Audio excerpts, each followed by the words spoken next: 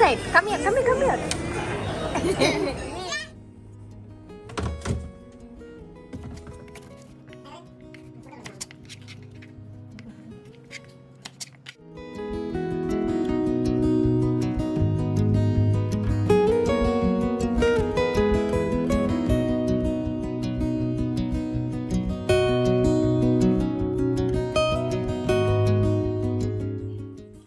Hello friends, welcome back to my gracious home channel. This is Gowri. எல்லோருக்கும் வணக்கம்.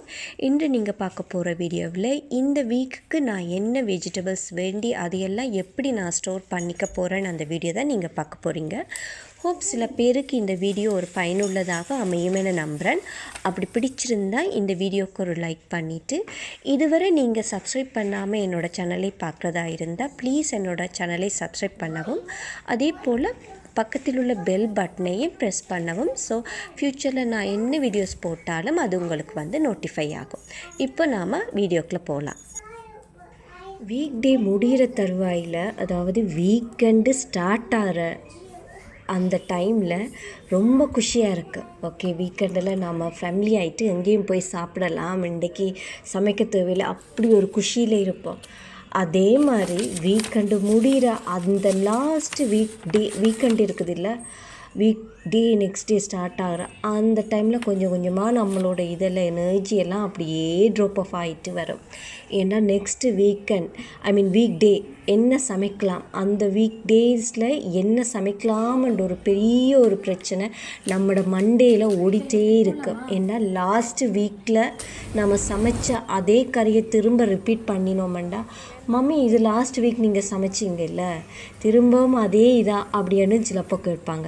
இல்லை, நேற்று சமைச்சதா மறுநாள் எடுத்து வச்சாலுமே அதுவும் ஒரு பிரச்சனையாகும். இதனாலேயே எவ்ரிடே ஏதாவது கொஞ்சம் கொஞ்சம் அப்பப்போ புதுசாக எதாவது குக் பண்ணிகிட்டே இருந்தால் தான் பசங்களுக்கும் பிடிக்கும், வீட்டில் இருக்கிறவங்களுக்கும் பிடிக்கும்.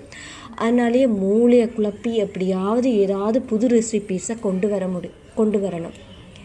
ஸோ நானும் சிலப்போ இந்த மாதிரி மீல் பிளானிங் பண்ணுறதுண்டு. ஆனால் என்ன நீங்கள் கேட்டிங்கன்னா மீல் பிளானிங் வீக்லி நான் பண்ண மாட்டேன். எப்பாவது எனக்கு தோணிச்சுன்னா நான் பண்ணுறதுண்டு. ஸோ இந்த வீக்கும் இதே மாதிரி நான் மீல் பிளான் பண்ணிவிட்டு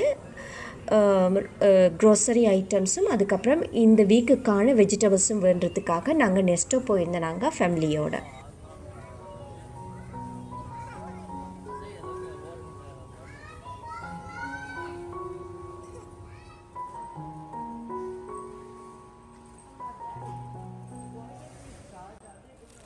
மீல் பிளானிங் எழுதுகிறப்போ நான் லாஸ்ட்டு டைமு எழுதின மீல் பிளானிங் எதையுமே நான் தூக்கி எறிய மாட்டேன். அது எல்லாமே பத்திரமாக கவனமாக எடுத்து வைக்கிறதுண்டு.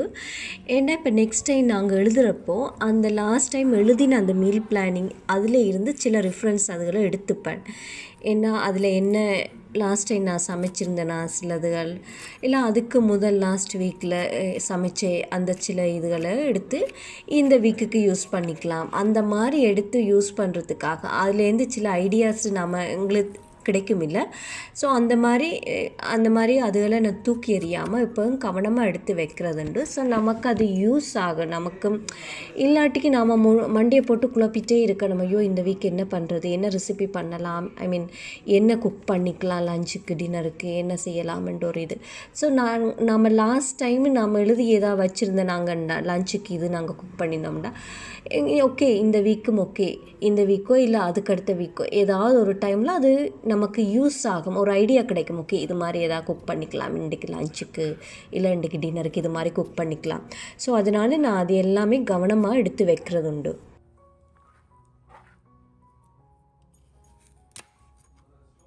எனக்கு அம்மா அப்பா சொல்கிறது உண்டு, இந்த மாதிரி வீக்லி ஒன்ஸோ ட்வைஸு லீஃபி வெஜிடபிள்ஸ் ஆட் பண்ண சொல்லி, எப்போவுமே முடிஞ்சால் அந்த க்ரீன் வெஜிடபிள்ஸ் ஆட் பண்ண சொல்லி, மற்ற வெஜிடபிள்ஸ் கூட.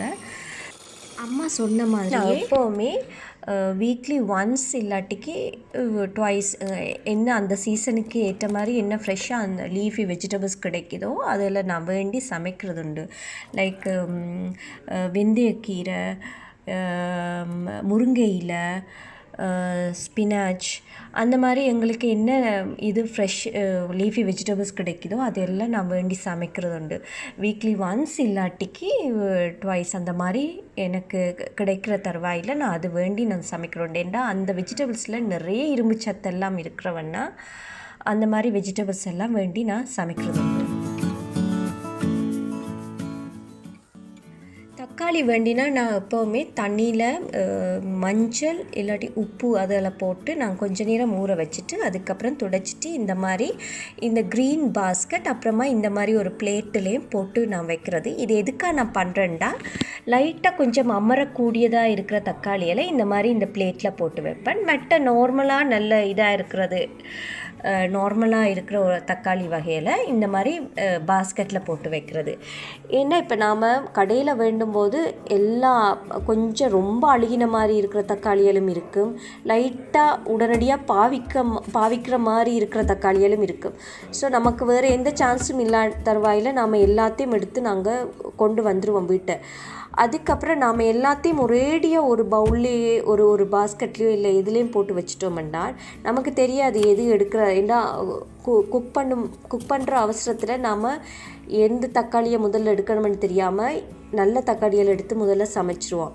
ஸோ உடனடியாக அழுகக்கூடிய தக்காளிகள் எல்லாம் கீழே அப்படியே போயிடும். அதனாலேயே அந்த இது மற்ற தக்காளிகளோடு இருந்து மற்ற தக்காளிகளுமே கெட்டு போகக்கூடிய வாய்ப்பு இருக்குது. அதனால தான் நான் இந்த மாதிரி வீட்டை வந்தாமல் அதெல்லாம் க்ளீன் பண்ணிவிட்டு அதுக்கப்புறம் இந்த மாதிரி செப்ரேட் பண்ணி வைக்கிறது உண்டு. ஸோ நெக்ஸ்ட் டைம் நாங்கள் சமைக்கும் போது ஈஸியாக இருக்கும். ஓகே, இந்த தக்காளி எடுத்து சமைக்கணும் முதல்லேன்ட்டு அதை நம்ம ஈஸியாக எடுத்து யூஸ் பண்ணக்கூடியதாக இருக்கும். அதனால தான் நான் இந்த மாதிரி பண்ணுறது உண்டு.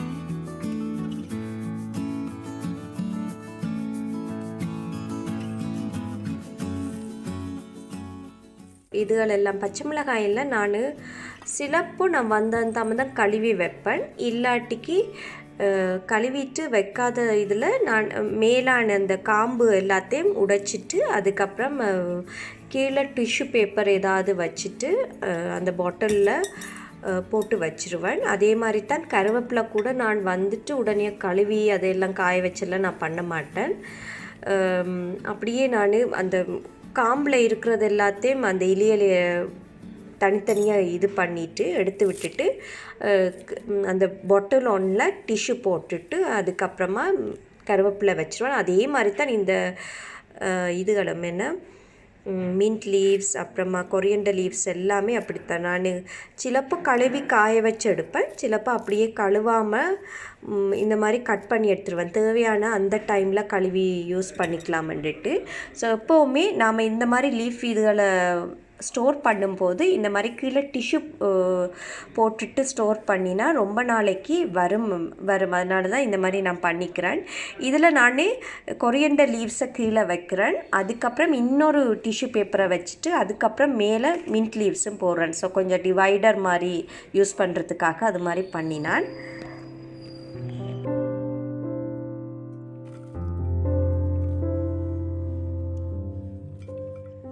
இந்த மாதிரி முதலே நாங்கள் வெஜிடபிள்ஸ் எல்லாம், அதாவது வீக்கெண்டில் வந்த தாமதமே இது மாதிரி எல்லாம் க்ளீன் பண்ணி வெஜிடபிள்ஸ் எல்லாம் கட் பண்ணி வச்சிட்டோம்னா நெக்ஸ்ட்டு வீக்கில் நாம் யூஸ் பண்ணிக்கலாம். குக் பண்ணும்போது ரொம்ப ஈஸியாக உடனே எடுத்து உடனே நாம் டைமுக்கு ஈஸியாகிட்டு குக் பண்ணி முடிச்சிடலாம்.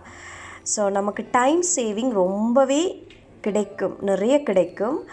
இது ஒர்க்கிங் லேடிஸோ இல்லை ஈவன் ஹோம் வீட்டில் இருக்கிற லேடிஸுக்கு கூட இது ரொம்ப யூஸ் ஆகும். அதாவது சின்ன பிள்ளைகளோடு இருக்கும்போதெல்லாம் ரொம்ப கஷ்டம், நம்ம ரொம்ப நேரம் கிச்சனில் ரொம்ப நேரம் இருக்க முடியாது, என்ன குழந்தைகளையும் பார்த்துட்டு ரொம்ப நேரம் இருக்க முடியாது. அதனால் இப்போ வீக்கெண்டில் நம்ம க்ரோசரி ஷாப்பிங் இந்த மாதிரி வெஜிடபிள்ஸ் எல்லாம் வேண்டின கையோடையே இந்த மாதிரியெல்லாம் வெஜிடபிள்ஸ் எல்லாம் கட் பண்ணி இந்த மாதிரி ஸ்டோர் பண்ணி வச்சோம்னா நமக்கு ரொம்ப டைம் சேவிங் நிறையவே கிடைக்கும்.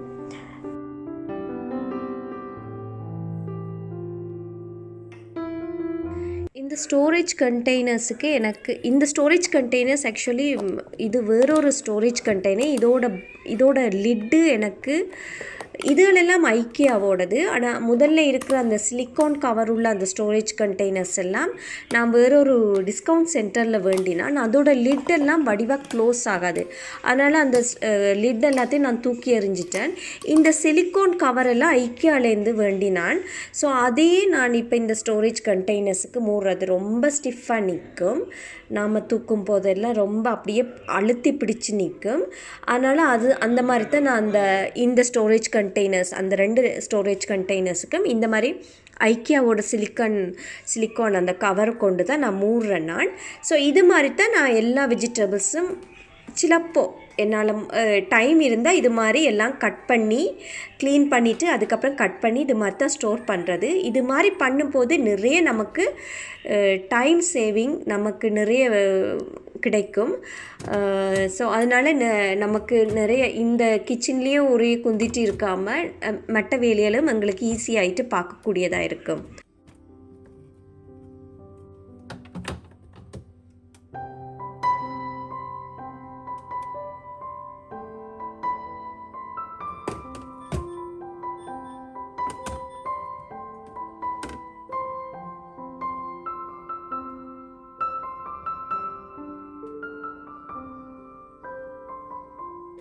ஸோ முன்னாடியெல்லாம் நான் இந்த மாதிரி நிறைய உள்ளி உரித்து நான் இந்த மாதிரி ஸ்டோர் பண்ணி வைக்கிறது. இந்த கண்டெய்னர்ஸில் ஸ்டோரேஜ் கண்டெய்னர்ஸில் டிஷ்யூ போட்டுட்டு ஸ்டோர் பண்ணி வைக்கிறது ஈஸியாக இருக்குமென்றுட்டு. ஆனால் உரிக்கும் போது அப்படியே கையெல்லாம் ரொம்ப எரியும். அது எனக்கு மட்டும்தானா இல்லை எல்லாருக்கும் அப்படியா என்ன தெரியலை. ஏன்னா அது கை எரிகிறது கொஞ்சம் நேரம் அப்படியே நிற்கும், எரிஞ்சிட்டே இருக்கும். அதனாலேயே நான் இப்போ எல்லாம் அது மாதிரி பண்ணுறது இல்லை. இந்த மாதிரி இவ்வளவு உள்ளியெல்லாம் உரித்து வைக்கிறது இல்லை. தேவைக்கேற்ற மாதிரி எவ்வளவு இப்போ 2-3 நாளைக்கு ஏற்ற மாதிரி கொஞ்சம் உள்ளியெல்லாம் நான் உரிச்சிட்டு ஸ்டோர் பண்ணி வைக்கிறது. இல்லாட்டிக்கு ரொம்ப கையெல்லாம் எரிகிறது. அது எனக்கு தானா என்னன்னு தெரியலை. அதுக்கப்புறம் ஃப்ரூட்ஸுகளும் இது மாதிரி இப்போ வாட்டர்மெலன் எல்லாம் நெக்ஸ்ட்டு எனக்கு குழந்தைகளுக்கு ஸ்கூலுக்கு கொடுத்து விடணுமென்றதுக்காக இந்த மாதிரி கட் பண்ணி வைக்கிறது. ஸோ ஸ்கூலில் மார்னிங்கில் இந்த மாதிரி ஈஸி நமக்கு கட் பண்ணிவிட்டு அப்போ இருக்க தேவையில்லை மார்னிங்ஸில். அதனால் கட் பண்ணி ஈஸியாக வச்சுட்டோம்னா எப்போ வேணாலும் யூஸ் பண்ணக்கூடியதாக இருக்குமென்றுட்டு இந்த மாதிரி கட் பண்ணி வைக்கிறது உண்டு. இந்த மாதிரி வெஜிடபிள்ஸ் எல்லாம் க்ளீன் பண்ணி கட் பண்ணி இந்த மாதிரி ஸ்டோர் பண்ணுற மூலமாக நம்மளோட டைமை நாம் சேவ் பண்ணக்கூடியதாக இருக்கும். வேலைக்கு போகிற பெண்களோ இல்லாட்டி வீட்டில் இருக்கிற பெண்களோ இந்த மாதிரி பண்ணுறதால நம்மளோட டைமை நிறையவே சேவ் பண்ணக்கூடியதாக இருக்கும். நானுமே இந்த மாதிரி எப்பாவது என்னால் முடிஞ்ச டைம் எனக்கு கிடைச்சிதுண்டா இது மாதிரி நான் பண்ணுறது உண்டு.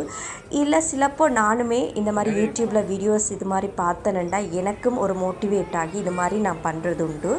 ஸோ அதனால தான் இந்த ஒரு வீடியோ உங்கள் கூட ஷேர் பண்ணுறேன். இந்த வீடியோ மூலமாக சில பேர் மோட்டிவேட் ஆகி நீங்களும் இது மாதிரி உங்கள் டைமையும் நீங்கள் சேவ் பண்ணக்கூடியதாக இருக்கும்.